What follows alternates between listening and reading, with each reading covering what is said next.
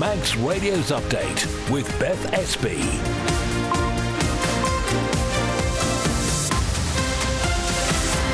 Fastermy, good evening. It's 5 o'clock on Friday. The weekend pretty much starts here. Nothing much happening this weekend, is there? Well, coming up in the next half hour, your roundup of the news from the Isle of Man today, including plans for 300 new homes in Braddan, which have been approved with conditions. Find out what that scheme will include and where it's up to. A meeting to discuss the future of the civic and northern amenity site was held last night. We'll get the lowdown from Chanel, who was there. And a look ahead to lots happening around the island this weekend, from sea festivals to motorcycle meets to Elvis cycling around the TT course. As ever, you're welcome to get in touch, 166 177 or email studio@manxradio.com.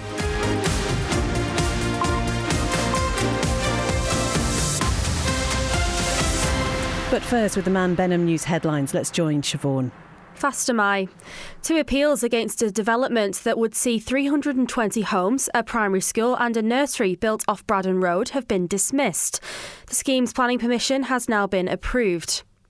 A teenager from Port Erin will be sentenced later this year for his outrageous behaviour, which saw him involved in a police stinger operation. Callum Collister of Fairyhill Close appeared at Douglas Courthouse, where he admitted driving whilst disqualified and taking a vehicle without consent. For the first time ever, a group of South African musicians will team up on the Isle of Man tonight as they deliver a home away from home show. Ard Matthews, Arno Carstens and Ross Learmonth also played a gig in Dubai and will play another in London tomorrow. Further afield, the Metropolitan Police has taken over the investigation into human remains found in 2 suitcases near the Clifton Suspension Bridge in Bristol. The bodies are said to be of 2 adult men, while the suspects believed to have travelled there from London. Most prisoners in the UK who've served 40% of their sentence, rather than half of it, are being released. The new Justice Secretary says there's a desperate need to tackle overcrowding in jails in England and Wales, where there are fewer than 700 spaces left. And Wireless Festival organisers say they'll be ending the event early on Sunday to give football fans the chance to watch the Euro 2024 final. England are playing Spain in the match in Berlin at 8 p.m, and the concert in London's Finsbury Park will now end at 7 after a set from headliner Doja Cat. They're your headlines. I'll be back with your news at 6. Thank you very much indeed, Siobhan. Looking forward to Sunday already. A little bit tense, isn't it? Now the weather brought to you by Manx Glass and Glazing. Not a bad one. Sunny spells, light winds, a minimum temperature of 12 Celsius tonight, and a dry but cloudy start tomorrow. The best of any brightness will come later in the day. Winds will be light with afternoon temperatures of around 16 Celsius. And then Sunday, fine day, plenty of sunshine, a gentle westerly breeze, and the best temperatures again of 17. Sunset this evening will be at 9:46. Sunrise tomorrow morning, 3 minutes past 5. Manx Glass and Glazing don't just do the big jobs. It's easy to repair broken greenhouse glass at Manx Glass and Glazing. For greenhouse glass cut to size, call 674 573. See the island like you've never seen it before on an incredible chauffeur-driven trike tour. A unique way to make memories that will last a lifetime. Gift vouchers available too. See iomtriketours.com for details and booking. One architectural design company has particular expertise in achieving planning approval for a wide variety of projects, from landmark buildings to spectacular homes. Talk to the experts at Ellis Brown and get your project off the ground. For excellence in design, search Ellis Brown. Your business can grow its market share 4 times faster. Be heard by over 43,000 island adults over 13 weeks. Call us on 682 600. Manx Radio is proud to support Manx businesses and communities. Firestone Rubber Roof Shop for one-piece flat roofing systems. No joins, no leaks. We also line commercial box gutters in one piece up to 60 metres with a 20-year written warranty against leakage. Call Rubber Roof Shop on 49667. You're listening to the Isle of Man's quintessential daily news and current affairs roundup. Update on Manx Radio. Now, appeals against more than 300 new homes being built in Braddan have been dismissed. Planning permission has now been given for this development, and Amy Griffiths is with me now. First of all, Amy, just tell us more about this scheme. Well, it was first submitted back in 2022 by Hertford Homes. It wants to develop land that sits just to the east of Braddan Road on some fields that stretch behind Braddan School, the cemetery, and then stop on the other side of the trees of Douglas Rugby Club. And it's a massive site, 31 hectares in fact. So as you can imagine, the plan scheme is able to include quite a lot. Up to 320 new homes, a nursery, a primary school, a neighbourhood centre, and all the associated infrastructure had been pitched for the development.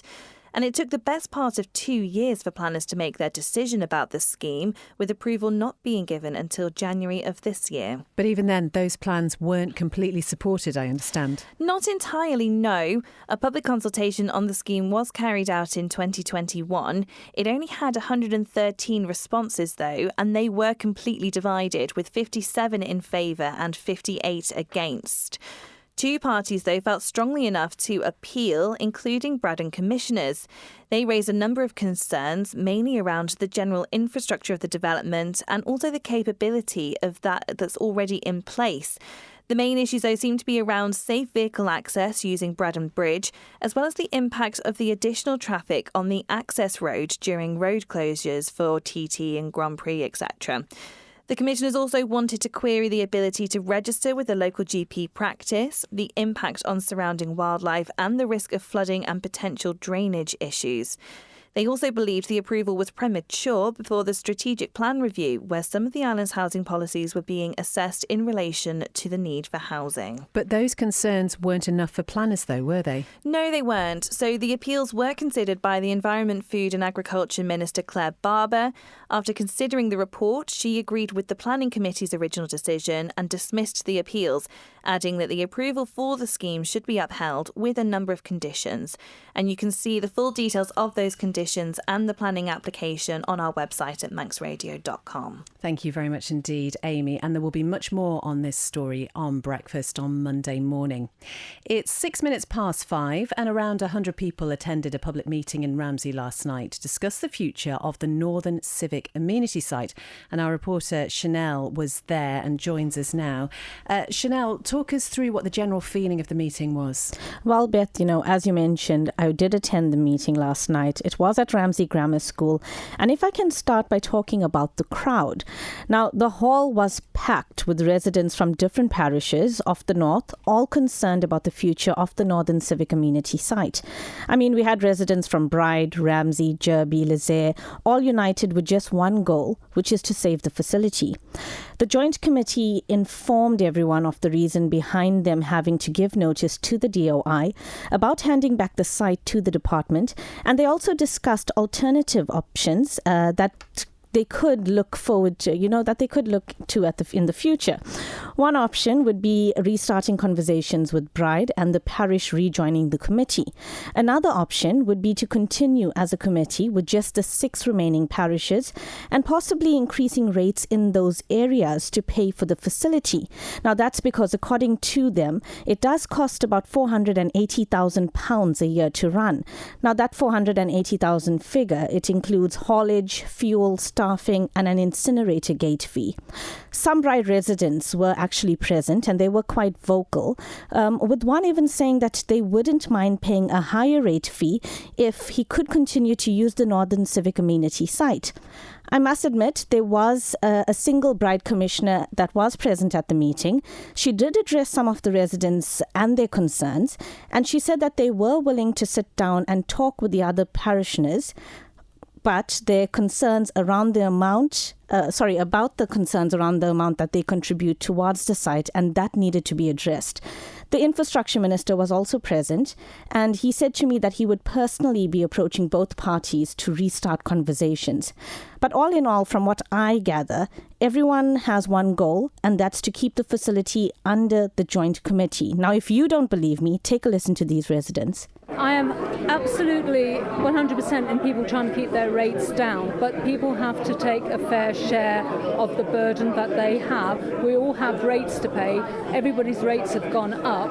We just have to basically put our big boy pants on, sit round the table and get to a solution, because it'll close otherwise, and then we'll have a trip to Douglas or to Peel. The answer to all of this is that they need to sort out bride commissioners and find out what's going on and maybe increase the rates in order for them to pay it. I think the easiest way forward for bride residents, if they feel so strongly, is to go to a requisition meeting. We were surprised and dismayed when the village where we live, Bride, suddenly pulled out of the cooperation agreement, and we thought this was a disaster. It's really convenient to use, it does a lot of good for the island, and also cooperation among the parishes is really important for keeping the island secure and independent, frankly. And this was a really poor decision, I think. It's saving us probably about 10 quid a month per household. It's a trivial amount of money that's caused all this fuss. That is some of the residents at the meeting about the Northern Civic Amenity site last night. Thank you very much to Chanel. We have contacted bride commissioners for a response. Now, unions representing government workers have received a revised pay offer following a new round of talks held earlier this week. The Public Services Commission is now offering a 3.25% increase for the current financial year. That is up from 2%. But Mick Hewer, Prospects Negotiations Officer, has been telling Christian Jones he thinks members will still overwhelmingly reject this deal. It's not significantly improved on the first offer that we had. We're now 7 months down the line since we started the initial discussion. At that time, the claim that we put in was based on the inflation figures around December, January. So we do acknowledge things have changed, but I can't see that our members will accept 3.25% in year one, 2.5% in year two, with no protection whatsoever. We'll be looking at CPI plus 2%, so that our members are moving forward year on year and restoring the losses that they've had over the past decade. We've obviously heard from yourselves and Unite that there was overwhelming negative feedback. Do you think the PSC knew that before they issued the pay offers? Well, I don't think that they've been very quick, to be honest with you. It's taken them over a month to come back to us. Admittedly, there was some confusion about an earlier meeting that was scheduled, but even if we concede, it's still not enough. We've given them some figures. We've had some discussions with them. We've told them the initial feedback that we've had from members, verbally and in various emails, and they don't seem to have taken much notice of that at all. That is Mick Hewer, Prospects Negotiations Officer, talking to Christian Jones. You can find much more in that story at manxradio.com. 12 minutes past 5, let's turn our attention to business. And Standard Bank Isle of Man has donated £500 to the Peel branch of the RNLI. Now, the RNLI has been part of the island's history and community since 1824, and this year it's celebrating 200 years of service. And the Peel branch plays a really key role in providing rescue services and promoting maritime safety, responding primarily to call-outs off the west of the island in the Irish Sea. Standard Bank's leadership team went to meet the crew at the Peel station and see firsthand the impact of the time and dedication that they volunteer. Standard Bank's Chief Executive and Island Head Lee Francis says they're deeply committed to supporting the local community and enhancing the lives of those living in the jurisdictions in which they operate. Well, now the stock market report brought to you by Ramsey Crookall, and London stocks rose today, driven by optimism over potential US interest rate cuts and investor focus on bank earnings across the Atlantic. Wall Street stocks also gained as investors reviewed key inflation data and earning reports from major US banks. The University of Michigan's Consumer Confidence Index for July fell to 66 from May's 68.2. That's contrary to economists' expectations of a slight increase to 68.5. Gold prices dipped. It currently stands off 0.14% at $2,411, but oil prices edged higher today, standing up 0.37% at $85.83. A short time ago, the FTSE 100 was up 0.38% at 8,254. The Dow Jones a short time ago up 0.78 at 40,061, and the Nasdaq was up a short time ago 1.16% at 18,496. I'm running late again. Do you know where I put my car keys? In the fridge. Where's my phone? Under the dog basket. Bye. You haven't forgotten that we're seeing Ramsey Crookall later? Oh, no, of course not. 5 p.m, is it? 2:45. I'll be there. Life is busy. That's why Ramsey Crookall's team takes time to help you make a mindful investment decision, considering all the options, giving you full control of your financial future. Less stress, more assurance. Forgot to put my shoes on. See how we can make your money work for you. Call 717171 or visit ramseycrookall.com. Licensed and regulated by the Isle of Man Financial Services Authority. You're listening to the Isle of Man's quintessential daily news and current affairs roundup. Update on Manx Radio. Well, we're going to stay with the business theme. The Chamber of Commerce has welcomed what it calls the long overdue change to government's procurement policy, which favours local businesses when awarding contracts. The changes announced last week allow island-based firms to be favoured when making decisions over the awarding of contracts, and it could mean up to £50 million annually could be directed into the local economy. Simon Richardson's been looking at this story and joins me now in the studio. Simon, what does the statement really say? Well, Beth, the Chamber Chief Executive, Rebecca George, says the move is good news and wouldn't have been possible under previous EU procurement rules, which is an interesting point.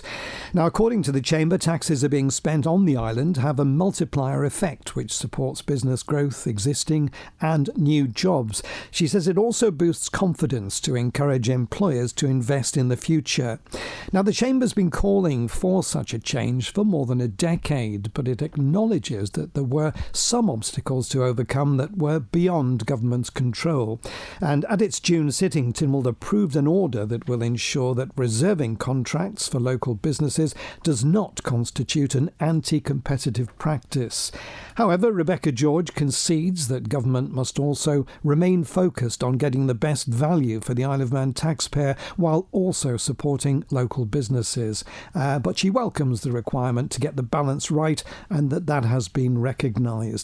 The Chamber of Commerce is hosting an event on the 18th of July for businesses to find out more about the new procurement policies. It'll feature government's head of procurement, Neil Davidson, and it takes place at the Launchpad on the ground floor at Hillary House. That's from 9:15 to 10:30 a.m. Thank you very much indeed, Simon Richardson. Manx Radio Travel, driven by Quayside Tyres and Service Centre. Well, we're just going to give you a little update on the service dressing programme. You can find the full details of this at manxradio.com and on our Facebook page. By now, Vicarage Road should be finished, and while the weather has been with the team today, unfortunately a couple of mechanical breakdowns have pushed things back. So work on the Laxey Coast Road will now not start until 6 p.m. That'll carry on through until 9 p.m. at the earliest, so you can use King Edward Road as a diversion route there. And then works on South Quay, Douglas and Blackberry Lane in Onchan are going to be postponed until a date to be fixed, but that will be after the 22nd of July. There will be a further update on tomorrow's work schedule shortly. Other than that, some temporary lights to look out for in Laxey, all looking okay down at the steam packet and at the airport, but as ever, if you see anything while you're out and about, 166 177, or you can email studio@manxradio.com. Ask how you can spread the cost interest-free at Quayside. It is 17 minutes past 5. The Isle of Man is to lead the charge in restoring and expanding temperate rainforests if plans from the Manx Wildlife Trust are approved.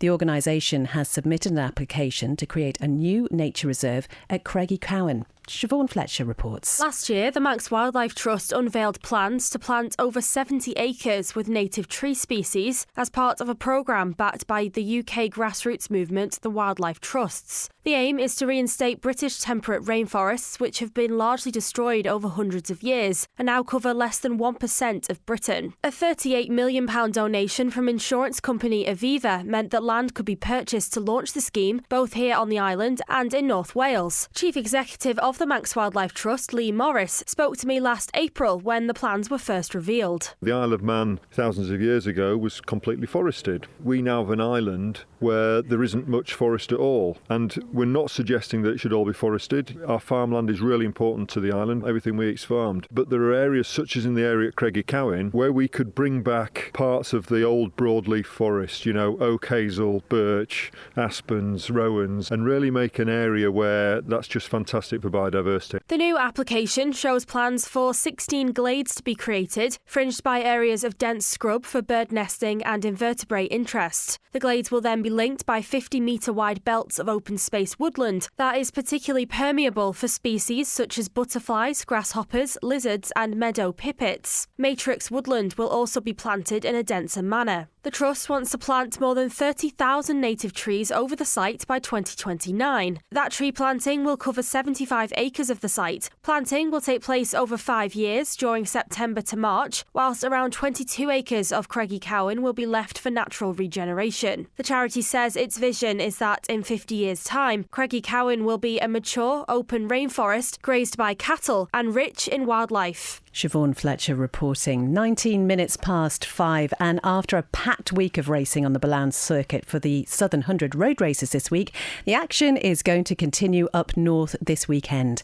The Andreas Racing Association will hold its July meeting at Derby Airfield. Here's ARA Club Secretary Neil Champion. We've got a 2-day meeting coming up, so racing both on Saturday and Sunday. And we've got a decent entry. We've got a small handful of people who've also competed in the Southern 100, as well as local guys.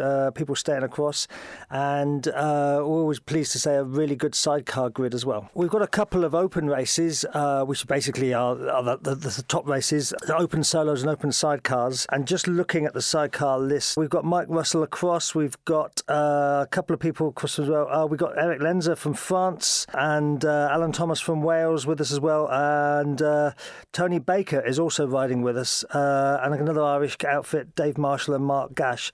So we've got a really broad crew, a grid of crews across for the sidecar open. The open solo field is not as full as we normally expect, but still we've got some really, really fast guys here. The Kringle brothers, Ryan and Jamie, keeping them honest. We've got a couple of other guys, Carl Casement and Rory Parker. All these riders who take part, whether they're involved on their TT journey or in other things besides, this must be great continued experience for all these riders who take part. I mean, I always use the phrase grassroots because that's fundamentally what we are. We're very proud of the Isle of Man being the home of road racing, the capital of road racing, all that sort of thing. But, that's at peak international level. If you grow up on the island and you're a youngster and you want to get a motorbike, well, where do you go? It's a great place to start. And we're so proud of our alumni. Last year, I've got to mention this, I won't let it go.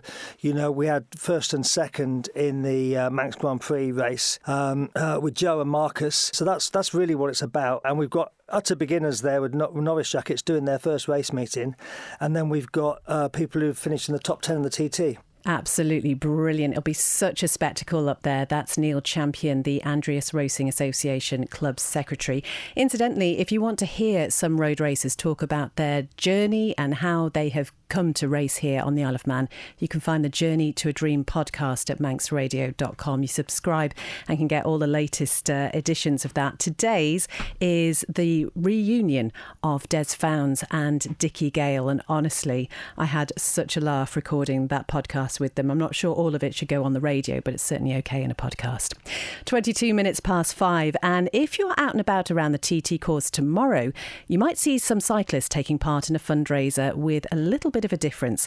Capital International Group's chair Anthony Long and Managing Director of Group Services Les Coates are gearing up for a performance of a lifetime as they embody the legend himself, Elvis Presley, all while riding a tandem bike. Siobhan caught up with Les to find out more. We're raising money for the Arusha orphanage in Tanzania, which is a really fantastic cause. And we wanted to do something a little bit different this year to try and raise funds. So Anthony and I have agreed to attempt a lap of the TT course on a tandem, but also dressed as Elvis, just to throw a twist into it. Because going around the whole TT course on a tandem bike just wasn't quite enough. Yes, I mean, my original plan was to do the promenade, Douglas Promenade, and go up and down the promenade, but people told me that just wasn't enough and I needed to go big. So whereabouts will you be setting off from? The Craigney Bar 10 o'clock on Saturday, and we think it's going to take us about 6.5 hours. I would just like to extend my thanks to those who've contributed so far to the Just Giving page, and if anyone else wants to donate, they can find that online.